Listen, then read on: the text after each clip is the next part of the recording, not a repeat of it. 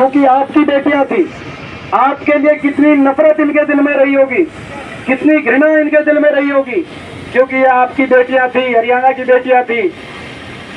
दिल्ली में 6 महीने तक एफआईआर सरकार ने नहीं करी। धन्यवाद करते हैं सुप्रीम कोर्ट का। सुप्रीम कोर्ट ने एफआईआर दर्ज कराई कह के, और उसके बाद दिल्ली न्यायपालिका ने, दिल्ली का न्यायपालिका का धन्यवाद जिसने आरोप तय कर दिए उस बीजेपी के आरोपी सांसद पे, ये कह के कि इतने सबूत हैं कि 5 लड़कियों के साथ उसने गलत किया था। इस आरोप तय कर दिए दिल्ली न्यायपालिका का, सुप्रीम कोर्ट का धन्यवाद। मगर इनके आपकी बहन बेटी हो सकती थी, ये आपकी बेटी और आपकी बहन हो सकती थी, क्या इनका कसूर था? एफआईआर तक दर्ज नहीं करा पाए। दिल्ली के 3 तरफ बैठे हैं, दिल्ली के 3 तरफ बसा हरियाणा, लेकिन दिल्ली में जाकर अपनी बेटियों को हम न्याय नहीं दिला पाए। ये लड़ाई इस सरकार से न्याय लेने की लड़ाई है। हर वर्ग का अपमान, कोई ऐसा वर्ग नहीं, और घमंड इतना बढ़ गया आखिर में तो बाबा साहब के संविधान पे आ गए। लोकसभा चुनाव से पहले कहा कि 400 पार दे दो, बाबा साहब का संविधान तोड़ देंगे बीजेपी वालों ने। वो तो लोगों ने इनके घमंड को तोड़ दिया, लोगों ने इनके घमंड को तोड़ दिया। और अल्पमत की सरकार, 400 पार के नारे की हवा निकल गई कि नहीं निकल गई 400 पार की, और अल्पमत में सरकार बनी। और जब सरकार अल्पमत में बनी और हम गए संसद में, हरियाणा से भी 5-5 सांसद चुन के गए, जाकर हमने नारा बुलंद किया, जय संविधान। किया था कि नहीं किया था नारा? बीजेपी को बड़ी तकलीफ हुई थी कि नहीं हुई थी जय संविधान के नारे से?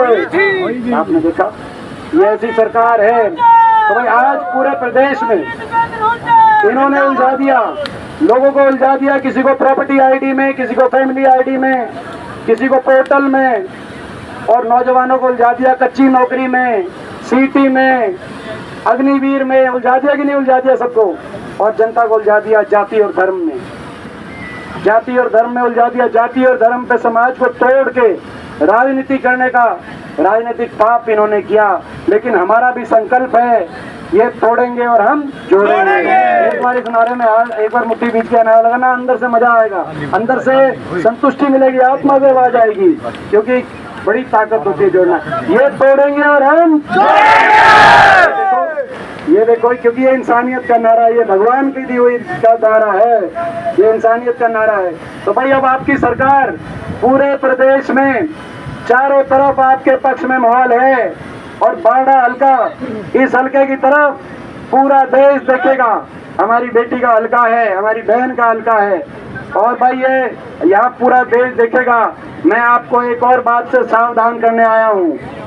बीजेपी ये शातिर है पार्टी, साम दाम दंड भेद का प्रयोग करती है ये पार्टी, साजिशें रचने में माहिर है ये पार्टी। उस साजिश का शिकार बहुत लोग हुए हैं, बीजेपी की साजिश का शिकार, साजिशों का शिकार विनेश भी हुई है, फाइनल में पहुंच के रह गई। और साजिशों का शिकार मैं भी 2019 के लोकसभा चुनाव में हुआ था, जब रात के अंधेरे में फौज के पहरे में 4 बजे मेरा रिजल्ट डिक्लेयर किया था कि नहीं किया था। अब इन्होंने नई साजिश चली है, नई साजिश बीजेपी ने चलाई है। आपको ने देखा होगा, जेपी दलाल जो इनके मंत्री हैं, जो लोहारू से चुनाव हार रहे हैं, उनका बयान आया कि लोग कितने ही खिलाफ आ जाएं, हम कैसे न कैसे जन भावना को धोखा दे के सरकार बनाएंगे। आया था कि नहीं आया था बयान? 2 काम उन्होंने जो बात कही थी, बोला 2 काम करेगी बीजेपी, एक वोट काटू उम्मीदवार, निर्दलीय और वोट काटू उम्मीदवार लोगों के बीच में छोड़ के, और विपक्ष की और कांग्रेस की वोट में सेंध मारने का काम करेगी। पहला काम।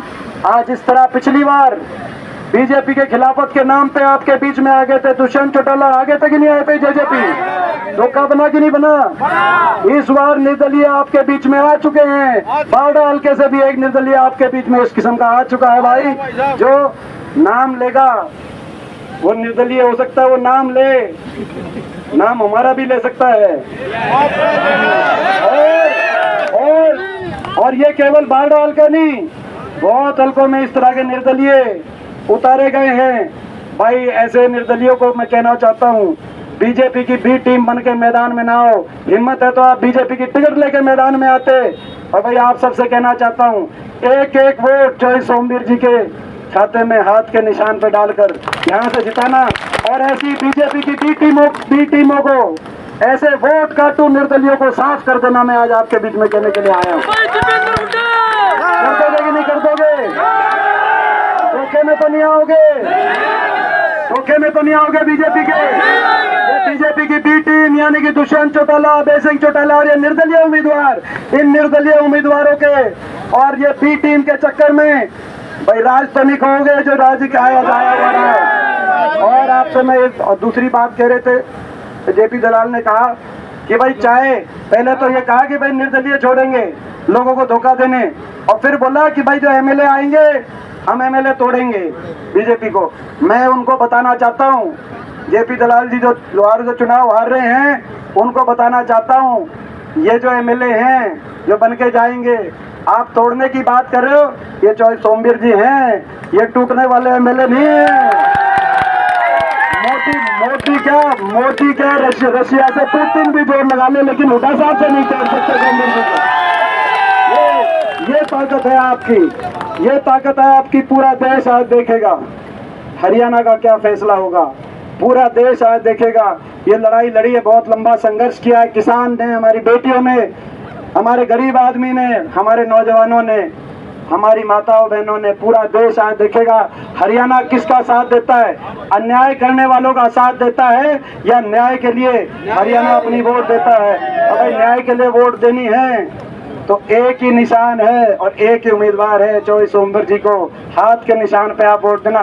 जो वोट चौधरी सोमवीर जी के हाथ के निशान पे जाएगी वही वोट हुड्डा साहब की सरकार को लाएगी और भाई वही वोट दीपेंद्र को बनाएगी भाई। और भाई जो वोट और भाई जो है भाई जो ये जो निर्दलीय हैं भाई, इनको हम कहना चाहते हैं भाई इस तरह से बीजेपी का बी गेम मत करो, जनता माफ नहीं करेगी इनको तो माफ नहीं करोगे जो बीजेपी का बी गेम कर रहे हैं भाई। और इनका आप समझ गए सारी बात। सरकार आपकी बनेगी, बनते ही हर वर्ग के लिए फैसला लेंगे। सबसे पहले अपनी माताओं और बहनों के लिए 2000 रुपए की रसोई पेंशन बनवाने का काम कांग्रेस पार्टी करेगी। ना वो ठीक बात भाई, ये माताओं बहनों का कहा था।